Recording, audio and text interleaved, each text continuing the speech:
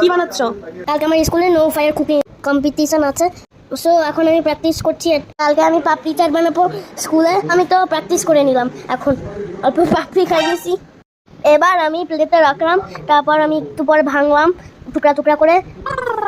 কেটে রাখা ইনগ্রিডিয়েন্টস এখন উপরে দিব চাটের উপরে। তারপর ফার্স্টে আমি টমেটো দিছি উপরে, তারপর অনিয়ন দিছি, তারপর আরও অনিয়ন দিছি, তারপর কিউকাম্বার দিছি, কিউকাম্বার দিয়ে পরে আমার অল্প ঝুড়ি ভাজা খাইতে ইচ্ছা করছিল, খাই নিলাম, তারপর দিলাম, টেস্ট হইলো।